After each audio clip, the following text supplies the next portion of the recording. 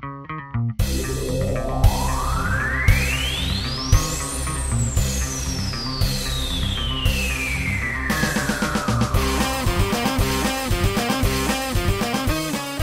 everybody, it's me, Julz again, and welcome to another one of my movie vlogs. Just saw X-Men Days of Future Past, and gotta say, for some reason I like this a lot better than the previous X-Men movies, or at the very least the ones in recent year that come to mind. Even better, I'd say it's even better than the Wolverine. It's definitely better than First Class. It's definitely better than X-Men Origin. Okay, it's that good, so I'm gonna tell you now. Spoilers, you know the drill, get out. Let's start with story. It's your basic, Days of Future Past is your basic post-apocalyptic future of pretty much, it's your basic end-of-the-world future for the X-Men, I would say. Sentinels are pretty much, have dominated the world. Humanity as well as mutant kind are both subjugated. You see bodies just being dumped into a field off of a truck, and like humans and mutants like with collars on and just being walked to a camp, and then sentinel soldiers everywhere constantly searching and them shooting at people and stuff. It's really bad. And of course, you know, the X-Men, Charles and Eric, their group is pretty much the rebellion that has to fight these sentinels. And of course, time travel is involved, like, you know, with every Judgment Day future movie thing, there has to be time travel involved, so they send someone back in time, namely they send Wolverine back in time to meet up with, to find young Charles Xavier and young Eric Lencher in order to prevent this future. And it's pretty straightforward, and it's not complicated at all, and it was still very fun and entertaining. I like the dialogue. It has its serious moments, it has its dark moments, but it also has those feel-good, characters just talk moments, as well as some genuinely funny moments. And, you know, that's all I ask for, and also, of course, to be fun. When I first saw the trailers, I was not convinced because of how the Sentinels looked. I mean, of course, you know, the Sentinels in the past, when they're being developed, I didn't mind that because, you know, it's the 70s, its technology still had to develop, so I was okay with them. And also, they were the classic purple Sentinels. The Sentinels of the future, they didn't look impressive to me during the trailers, but when I saw this movie, that changed completely. These aren't just Sentinels, they're robot adaptoids! Like, holy crap! I mean, fighting one is hard enough. Like, if you've seen Amazo from DC Universe, it takes more than one hero to take on a robot adaptoid. And seeing as how it's a full army of robot adaptoids, you just know that it's impossible to fight them all, especially considering that Xavier and Magneto's group is just so small. It's just comprised of a few X-Men. And no wonder this future is so terrible, and no wonder they have to resort to time travel to fix everything. I didn't mind that, you know, it's basically a Wolverine story, you know, where he has to save the day. I don't mind that. I don't mind Wolverine worship as much as I mind Batman worship. You know, at least with Wolverine, yeah, he's a loner too, but he knows how to have fun. He at least knows when to have fun, find love, you know, kick back, even have friends, you know. It is his Wolverine worship doesn't annoy me because I get it more. Hugh Jackman is, of course, a delight as always, and ladies, oh man, Hugh Jackman, don't ever lose your form. And, you know, his hair is a little bit shorter than last time, but it's still the classic Wolverine hair. He still manages to make it work all this time. And of course, there's the addition of Quicksilver. I gotta say, I kind of expected him to stay longer, but this was pretty much the element that was gonna make it and break it for me, because I love Quicksilver, and oh my gosh, it works so much. It's like when I saw him, like, when they put him in, like, the silver wig or whatever, when he put Evan Peters in the silver hair, it didn't look that good to me, but then when I saw him in action, oh my gosh, like, and talking like a million words per second, like, so funny, and how cocky it was, and just how energetic he was, and it works so well. And the way he is in combat, the way he is in a mission, Fuck, please let Quicksilver be in the next movie! Please, let him be in the next X-Men movie, please! Oh, you cannot have him in the next X-Men movie, please have him. I mean, yeah, they called him Peter, and that kind of annoyed me a little, but not so much, I guess. And also the scene he has with young Magneto, we pretty much when he has with it. The scene he has in the elevator with his father, you just gotta love that scene, man! I mean, hey, my mom knew a guy who could control metal, too. Awkward? Yeah.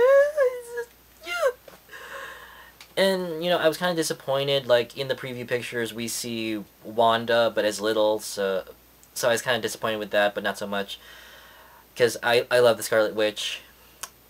She's the character that got me in the comics, and I was kind of disappointed that they made her a kid for this franchise, but Everybody else, James as young Charles Xavier, Michael as young Eric, Ian McKellen as Magneto, and Patrick Stewart as Charles, they all did an admirable job. But there was just a lot of characters, but no one overstayed their welcome. They still fulfilled their roles, and actually nobody here had a bad line or had a bad performance. It's just enjoyable to see them all. The new cast from most of the new cast from First Class, and of course the original cast, of course, in the same movie. It's amazing. I don't know how or why I like it so much, but it works. It just works having them all there. It's just a service, a good service it's a good service to the X-Men fan base of these movies. Okay, of course, and this is like the longest running superhero franchise a movie franchise that has gone without a retcon, and now it has, because time travel, wibbly wobbly timey wimey. Oh, if you're wondering why Shadowcat can send people back in time, don't worry, that's not canon or anything to the actual comic. Fixing things with time travel is always a cliche, but I didn't mind it as much here. It does create a retcon. Now certain people are alive again. Jean and Scott are alive again. The school's back up, and now only Wolverine remembers.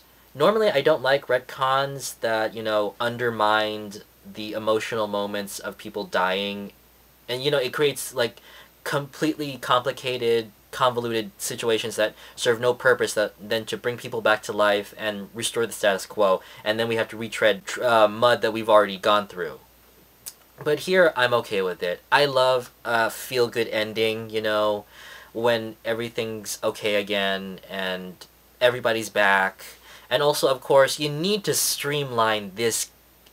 You gotta admit, the X-Men movie franchise, you gotta streamline this continuity. Ever since First Class or X-Men Origin, you gotta streamline all this confusion. I don't even have to mention it. Everybody's already talked about it to death, but, older Charles Xavier being in X-Men Origin, but then in First Class he's young, and you gotta, have it make sense.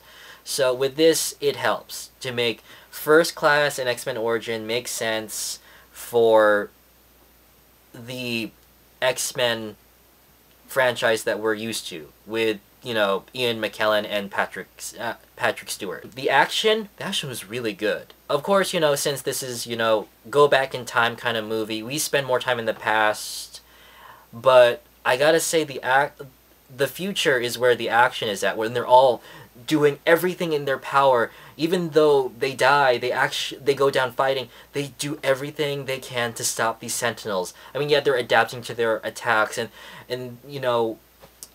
it's just heartbreaking to see Iceman and Colossus just get torn apart and vaporized.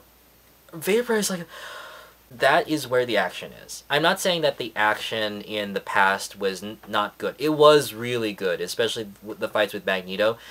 I gotta say, him lifting the stadium was way better than it exceeds the Golden Gate Bridge scene in X-Men 3, because he wasn't only just lifting a huge ass stadium, he was controlling Sentinels. That's how it's more awesome. So, Overall, not much to say. It's a really good movie. It's enjoyable. It's dark, but also has some really feel good moments. Wolverine gets put into his past body, and he figures out that he doesn't have the adamantium. And he has to work with that. It's kind of frustrating, but it's kind of funny, and also that he can finally pass through metal detectors. Oh my gosh, this is a good movie. It's worth your time. I might see it again. I'm iffy about seeing it again. Maybe I'll see it again. Only because of Quicksilver. I would so see it again for Quicksilver. And Hugh Jackman, of course. And it's worth your time and money. So I would recommend it. I give this a 4.5 out of 5. Only because of the fact that... Okay, one last thing. The reason why these things can shapeshift is because Raven... was captured and her DNA was put into them to incorporate it. If you're wondering about the blood thing, like, oh, they have the blood, now they can use it. No, the inventor guy clearly said that he needed something like spine or brain tissue in order to make it work. Like, he needed more parts of Raven in order to make this future version of Sentinel work. So we're not going to have that. He didn't kill her, so...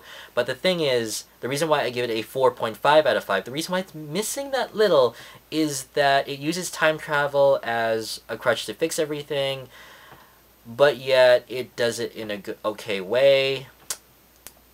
It's just changing everything so that way those dramatic moments never happened, you know? It's iffy for me. I like it and I dislike it. I don't know why.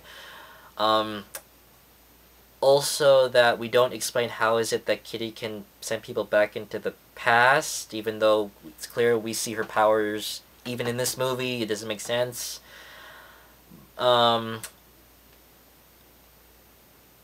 don't know. I guess I'm just being too mean. I guess I would, you know, just because I frickin' enjoyed it so much.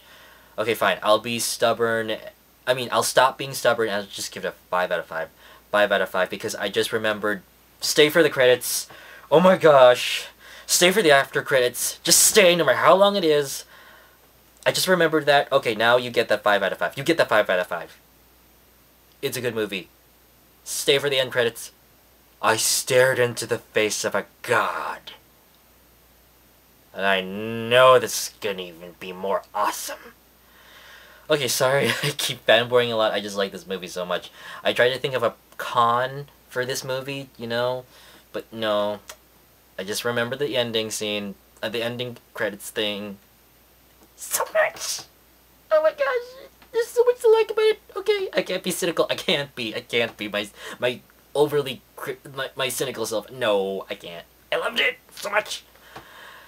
Go see it. Go see it now. It has my seal of approval. Go see it.